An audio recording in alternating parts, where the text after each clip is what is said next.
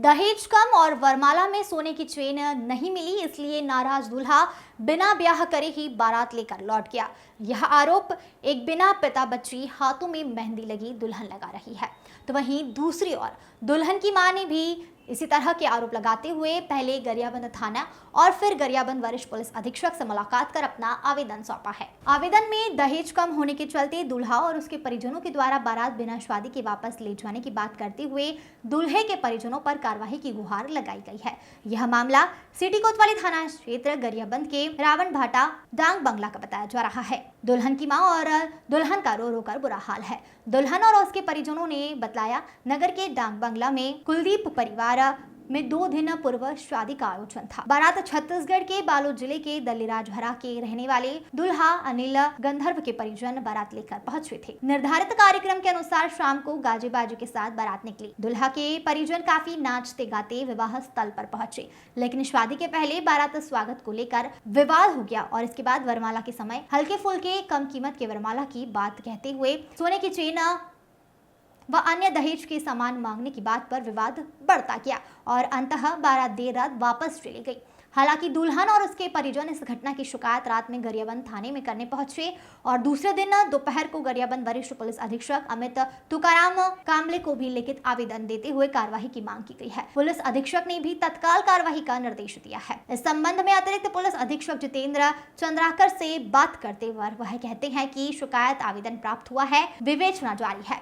फिर वरमाला डाले के समय ना लड़का जो दूल्हा है अनिल टांडिया और पिता गंगाधर टांडिया तो बोली से कि 10 रुपया के हार लते पहना था, तुम्हार औकात कहाँ है और भिखारी खानदान से हो और करके बोली से और ऊपर बाद फिर ना खाना वाना खिलाए के बाद फिर लड़का दहेज वहेज के सामान न देखी से और यहाँ तो कम दिखाई दिया थे दहेज है और वरमाला पहराए के समय भी सोना की चैन नहीं पहरात हो और 10 रुपये के हार न पहनात हो, ऐसे करके कि दहेज के नाम से ही ज़्यादा प्रताड़ित करें। कल आप रात को कहाँ गए रहे? थाना गए हो? आज कहाँ गए रहे? कल नाइट को 2 बजे हम थाना गए रहे हैं, वहाँ भी मतलब आवेदन दे हैं तो टीआई मैडम भी बोली से कि चल कार्यवाही करबो करके और आज ना एसपी कार्यालय भी गए रहे हैं, कामले सर से मुलाकात हुई से, डीएसपी मैडम निशा सिन्हा से भी मुलाकात हो है और हम आगे कार्यवाही करना है करके बोले हैं। तो बोली से कि चलो ठीक है, आगे के लिए कार्यवाही हमारा करा था न ऐसे करके हमारा ना हमारे लड़की के लिए न्याय चाहिए और न्याय नहीं दिलही ना तो हम आगे भी बढ़ सकते। अब आपके मांग का है? मांग ये है कि जो भी सगाई में हमारा खर्चा हो है और शादी में भी हो है, जितना भी जो खर्चा हो है वो हम मतलब दे दे और नहीं दी तो फिर दोबारा हम यहाँ और कार्यवाही करें।